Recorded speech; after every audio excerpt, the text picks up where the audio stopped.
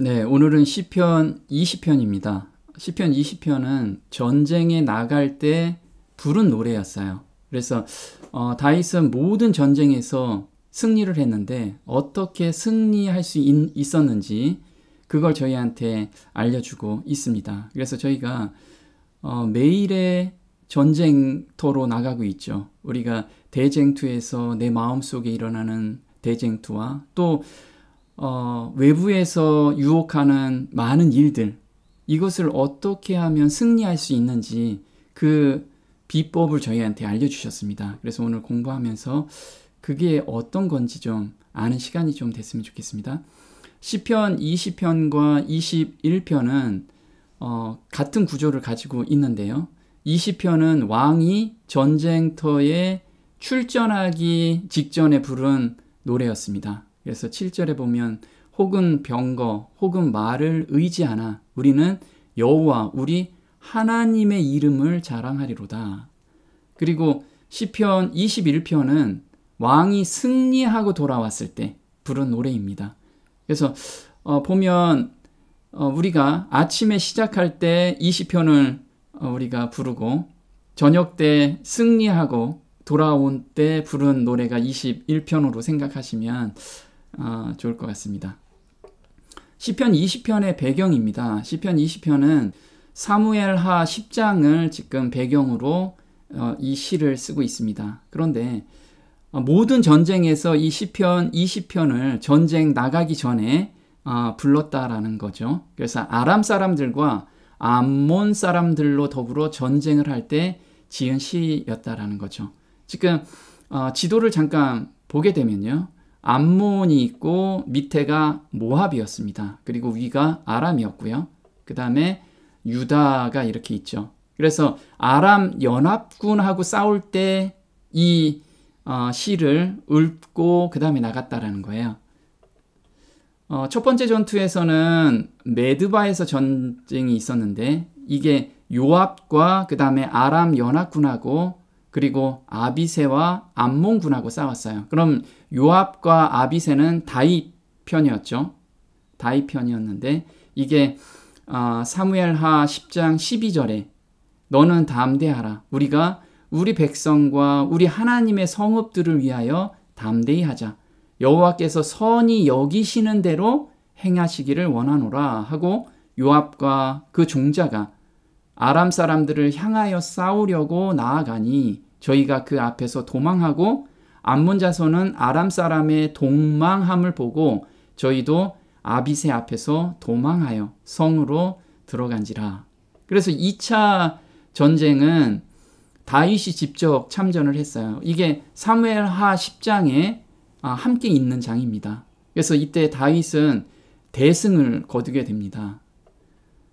그게 사무엘하 10장 17절인데 혹이 다윗에게 고하매 저가 온 이스라엘을 모으고 요단을 건너 헬람의 이름에 아람 사람들이 다윗을 향하여 진을 치고 더불어 싸우더니 아람 사람이 이스라엘 앞에서 도망한지라. 다윗이 아람 병거 700승의 사람과 마병 4만을 죽이고 또 그 군대 장관 소박을 치매 거기서 죽으니라. 그래서 전쟁에 나가기 전에 시편 20편을 읊조렸고 그 다음에 여기에서 전쟁에서 승리하고 돌아오고 나서는 시편 21편을 지금 노래하고 있는 겁니다. 그걸 배경으로 우리가 한번 이걸 묵상해 봤으면 좋겠습니다. 다윗은 전쟁에 나갈 때 승리를 확신했어요. 이미 내가 이길까 말까 질까 이걸 고민하지 않고요. 이 전투에서는 내가 이긴다라는 확신을 가지고 갔습니다. 왜 그럴까요? 그거는 바로 하나님이 좌정하고 계시다는 그 확신을 갖고 있었기 때문에 그렇습니다. 우리가 오늘 하루를 시작할 때 내 마음속에 하나님이 좌정하고 계시다라는 확신을 갖고 하루를 시작하게 된다면 이미 전쟁은 우리가 승리하고 하루를 보낼 수 있다라는 거죠. 사무엘하 10장은 아람, 아몬과의 전쟁이었죠. 근데 하나님의 법궤를 가져온 것은 사무엘하 6장이었습니다. 그래서 하나님의 법궤를 아비나답의 집에서 다윗성으로 옮긴 후부터 이 다윗은 하나님의 법궤 위에 하나님이 좌정하는 것을 확신을 했기 때문에 하나님께서 이 전쟁을 펼쳐주시는구나 라고 항상 생각을 했습니다. 지금 다윗이 다윗성으로 지금 하나님의 법궤를 옮기고 있는 거죠. 그래서 앞에서 춤을 추면서 노래하면서 지금 가고 있는 모습입니다. 이게 사무엘하 6장 2절에 바알레 유다로 가서 거기서 하나님의 궤를 메어 오려 하니 그 궤는 그룹들 사이에 좌정하신 만군의 여호와의 이름으로 이름하는 것이라. 그래서 하나님의 법궤가 단순하게 하나님의 법궤가 아니고 거기에 하나님이 좌정하고 계시는 것을 다윗은 알았죠.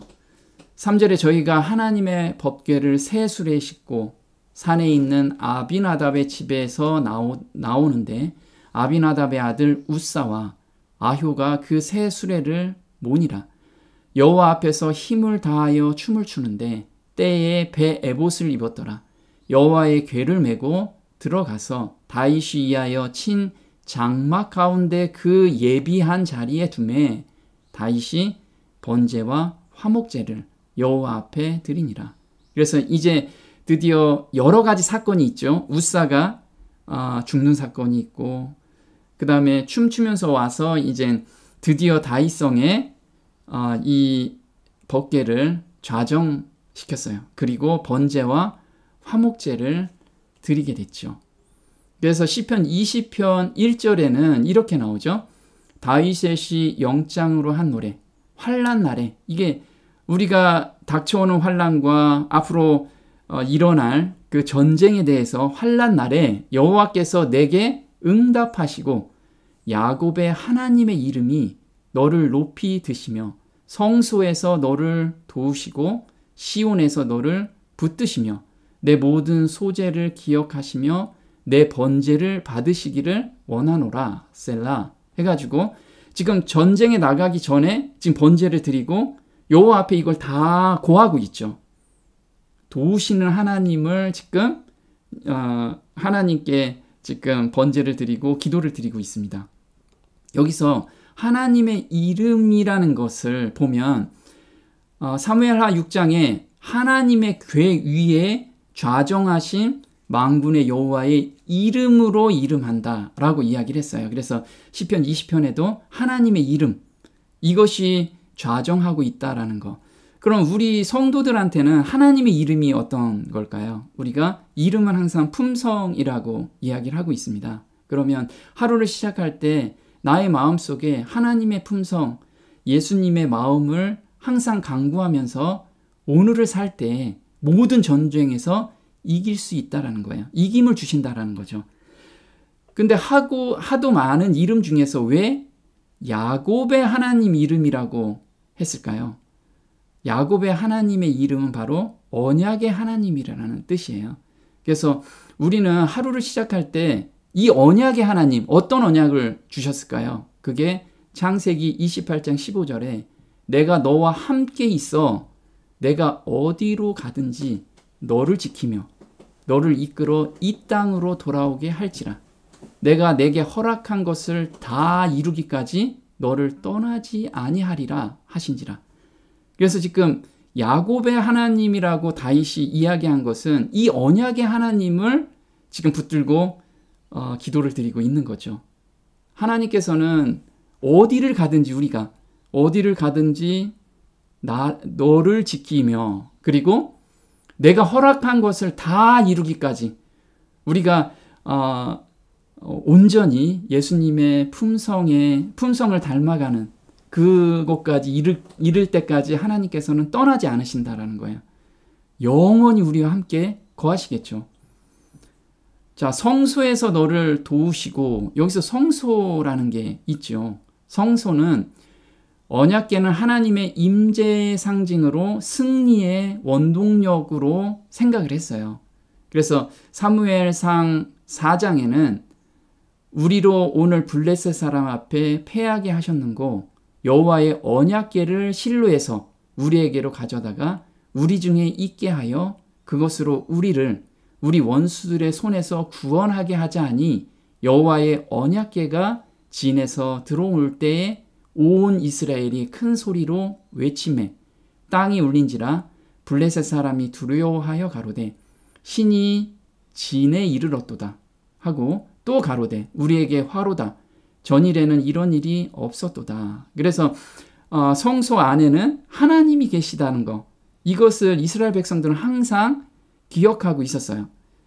그와 마찬가지로 우리가 내 안에 지금 하나님의 임재를 항상 경험하고 그리고 그것을 갈망하고 간구하고 있느냐, 여기에서 전쟁의 성패가 달려 있다라는 거예요. 바울 형제는 고린도전서 15장 55절에 이렇게 이야기를 하고 있습니다. 사망아 너의 이기는 것이 어디 있느냐? 사망아 너의 쏘는 것이 어디 있느냐? 사망에 쏘는 것은 죄요 죄의 권능은 율법이라. 우리 주 예수 그리스도로 말미암아 우리에게 이김을 주시는 하나님께 감사하노니. 그래서 지금 우리한테 죄가 우리를 계속해서 공격하고 있죠.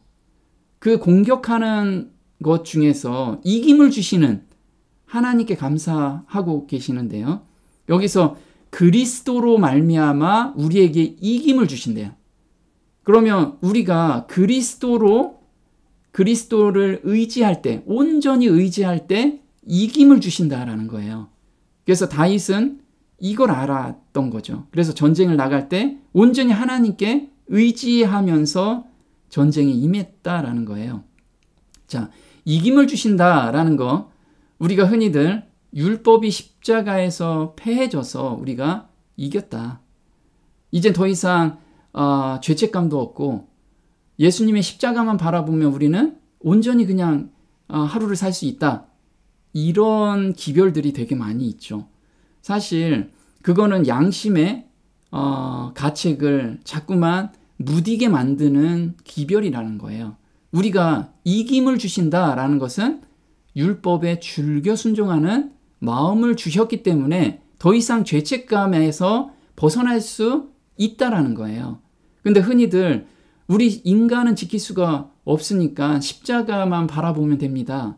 근데 사실 우리한테 변화된 마음을 주셔서 그 마음이 온전히 순종하게끔 해주기 때문에 우리가 더 이상 죄책감에서 벗어날 수 있다는 거예요. 거기에 매달리기만 하면.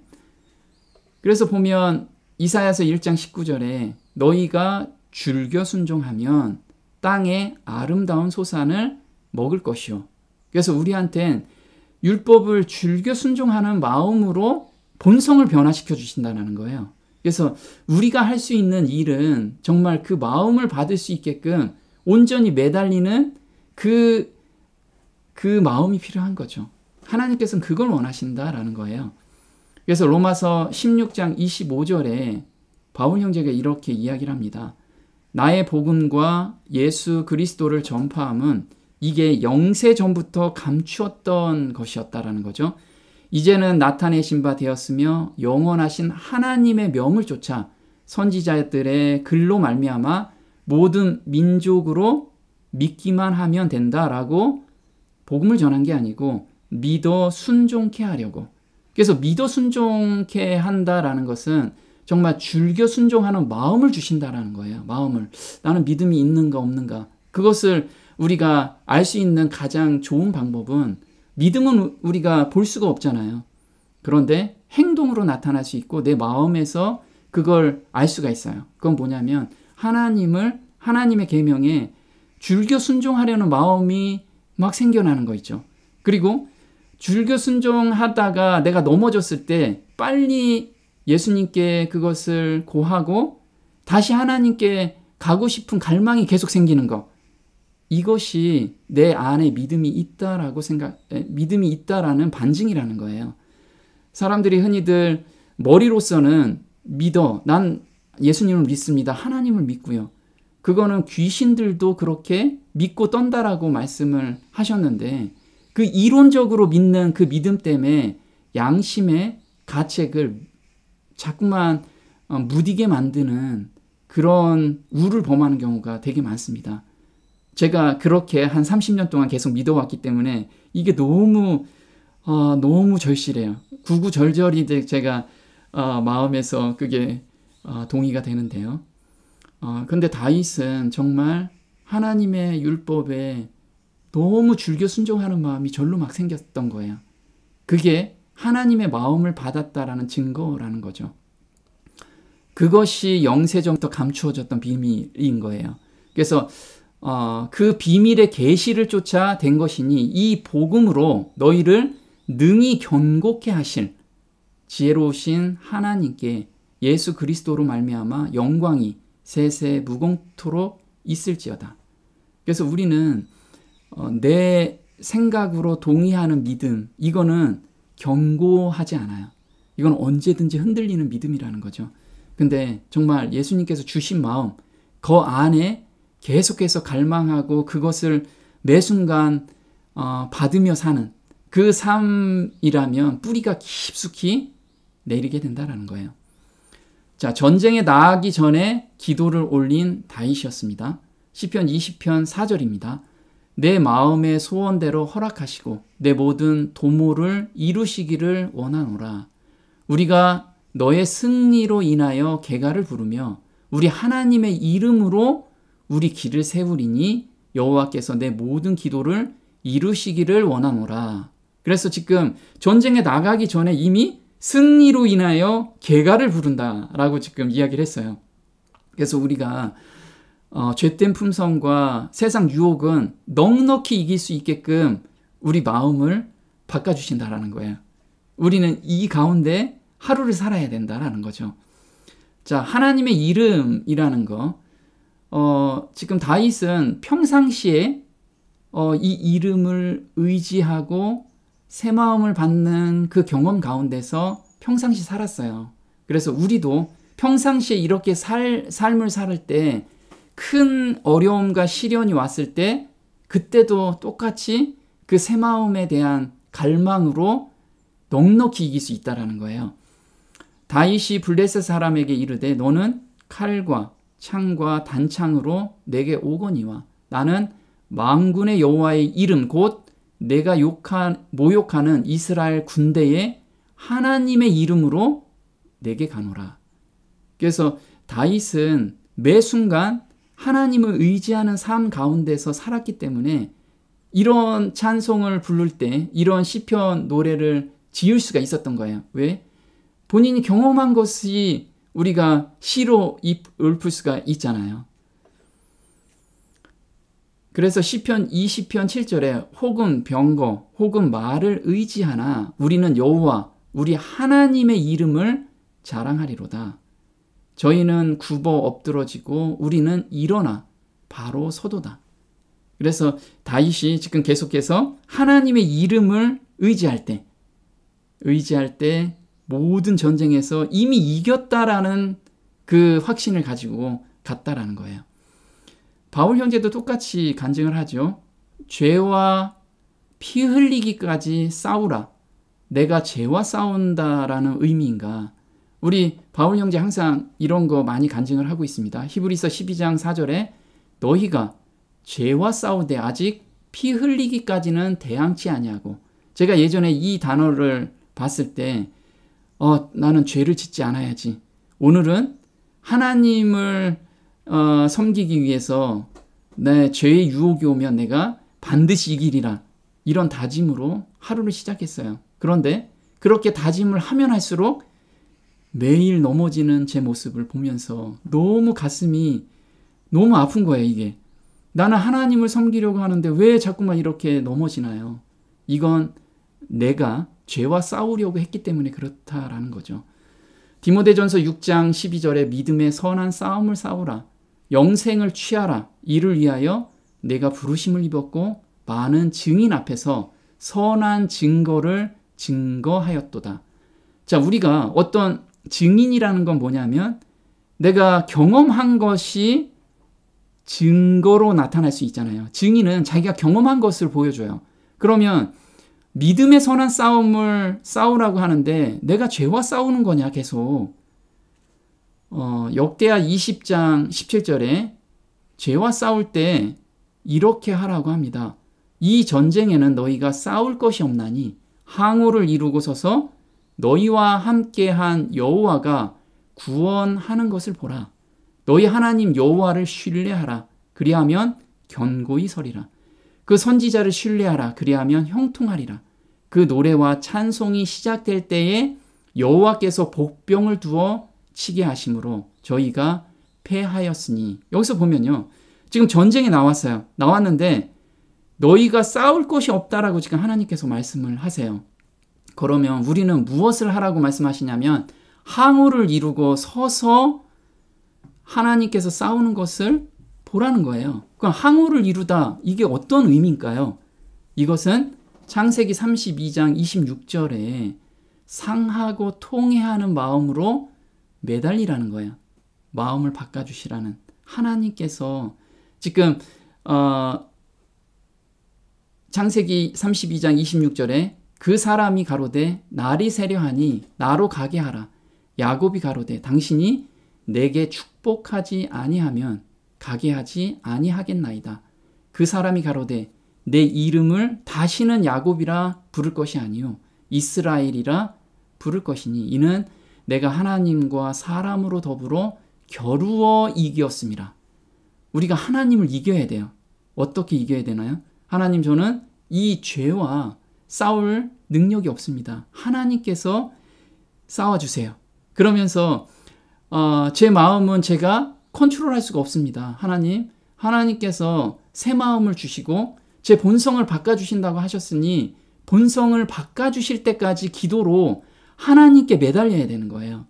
그러면 나의 죄된 생각, 그 다음에 세상의 유혹, 그 가운데서 온전히 하나님만 매달리면 하나님께서 마음을 바꿔주신다라는 거예요. 마음을. 그래서 우리가 항우를 이룬다라는 것은 마음을 바꿔주실 때까지 계속해서 매달리라는 거예요. 그래서 우리가 이스라엘이라고 하죠. 근데 바울 형제가 갈라디아서 6장 15절에 할례나 무할례가 아무것도 아니로되 오직 새로 지으심을 받은 자뿐이니라. 그래서 새로 지음을 받는다라는 건 우리가 육체가 새롭게 변화되는 게 아니잖아요. 마음의 변화. 새 마음을 변화된 자가 하나님의 이스라엘이라고 지금 명명하고 있어요.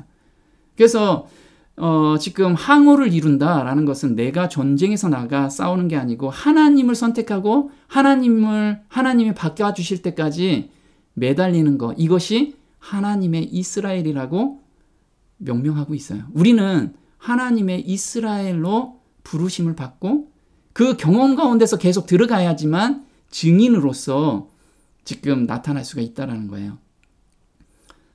그래서 믿음의 선한 싸움이란 무엇인가? 믿음의 선한 싸움이란 죄와 싸움이 아니다.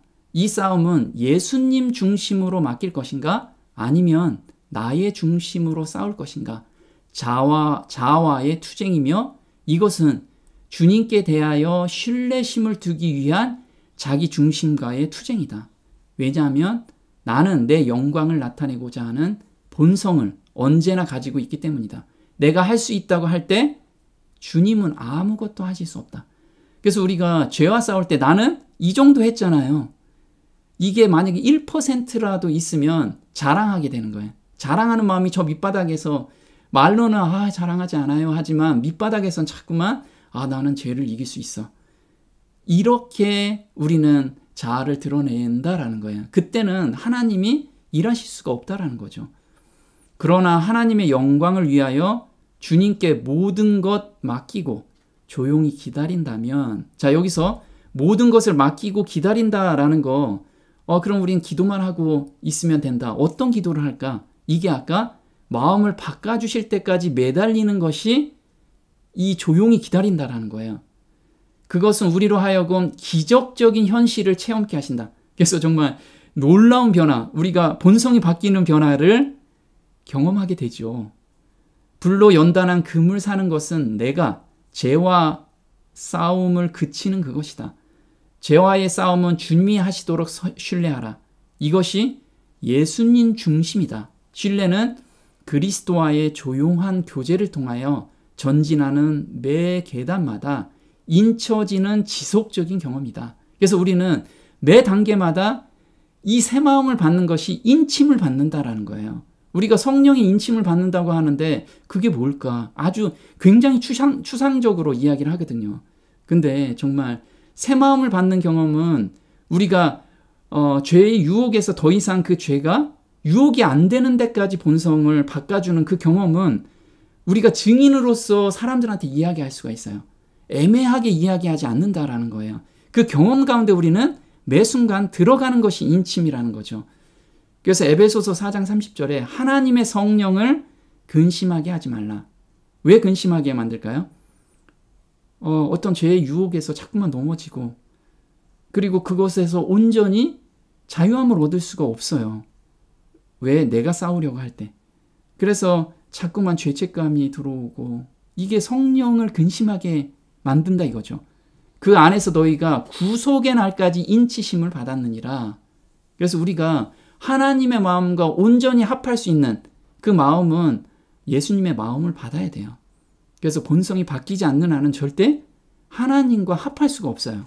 그 합하는 마음이 될 때 성령을 근심하게 하지 않는다라는 거죠. 시편 20편 6절에 여호와께서 자기에게 속한 바 기름 부음 받은 자를 구원하시는 줄 이제 내가 아노니 그 오른손에 구원하는 힘으로 그 거룩한 하늘에서 저에게 응낙하시로다. 그래서 이 기름 부음 받은 자를 구원하신대요. 이것은 우리가 마음의 변화를 받는 자, 이게 인침을 받는다라는 그 자들을 하나님께서는 오른손으로 구원하신다라는 거죠. 오른손은 힘을 의미하죠. 어느 상태에서 부를 때에 응답하실까요? 시편 20편 9절에 여호와여 구원하소서. 우리가 부를 때의 왕은 응낙하소서. 이렇게 나와요. 우리가 부를 때, 어느 상태에서 부를 때 하나님께서 응답하실까요? 이사야서 58장 9절에 내가 부를 때에는 나 여호와가 응답하겠고 내가 부르짖을 때에는 말하기를 내가 여기 있다 하리라. 그래서 우리가 하루를 살 때 정말 어떤 좌절감이 있을 때 그때 부르라는 거예요. 근데 하나님께서 원하시는 건 그 전에 부르라는 거예요. 그 하나님께서 해주시겠다라는 거예요. 시편 51편 17절에 주는 제사를 즐겨 아니하시나니 그렇지 않으면 내가 드렸을 것이라. 주는 번제를 기뻐 아니하시나이다. 하나님의 구하시는 제사는 상한 심령이라. 하나님이여 상하고 통회하는 마음을 주께서 멸시치 아니하시리이다. 지금 정말 상하고 통회하는 마음이 있나요? 그렇다면 하나님을 찾을 바로 그 시점이라는 거예요. 그 시점에 하나님께 매달리라는 거예요. 누구처럼? 야곱처럼. 야곱이 자기 죄가 온전히 사해졌다라는 확신을 얻었어요. 그때까지 우리가 매달리라는 거예요. 기도로. 시편 103편 13절에 아비가 자식을 불쌍히 여긴 같이. 지금 하나님께서 우리를 너무 불쌍히 보고 계시죠. 여호와께서 자기를 경외하는 자를, 경외하다 거룩한 두려움이라고 말씀을 드렸고, 온전히 의지하는 마음을 경외하다, 경외하는 자를 불쌍히 여기나니 이는 저가 우리의 체질을 아시며 우리가 진토임을 기억하심이로다. 그래서 우리가 벗어날 수 없다라는 것을 하나님께서 너무나 잘 아세요. 그래서 하나님께서 벗어날 수 있는 방법, 그걸 우리한테 매 순간 알려주시고 경험 가운데로 들어가게 하시는 그 고마운 하나님을 우리가 오늘 경험했으면 좋겠습니다. 오늘 여기까지 하겠습니다. 하늘에 계신 우리 아버지, 다윗은 전쟁에 나가기 전에 하나님께 온전히 의지하는 기도를 드렸습니다. 이 기도는 어떤 위험이 왔을 때 드린 것이 아니라 평상시에 자기가 사는 모든 시간에, 모든 사건에 하나님을 온전히 의지하고 야곱처럼 마음을 변화시켜주는 그 하나님을 항상 간구하면서 삶을 살았습니다. 저희도 마찬가지로 오늘 하루 살 때 많은 유혹과 또 많은 어려움을 당하게 됩니다. 그 어려움을 당하기 전에 하나님께 온전히 매달릴 수 있게끔 하루를 시작한다면 우리가 넉넉히 이김을 주시는 그 하나님을 오늘 또 경험할 수 있는 그 축복 가운데 저희를 인도하시는 그 하나님을 보고 감사를 드립니다. 고개 숙여 기도하는 모든 영혼들에게 이 경험 가운데로 들어갈 수 있도록 그 발걸음을 인도해 주시기를 간절히 바라오며 이 모든 것 우리 주 예수님의 이름으로 감사하며 기도드립니다. 아멘.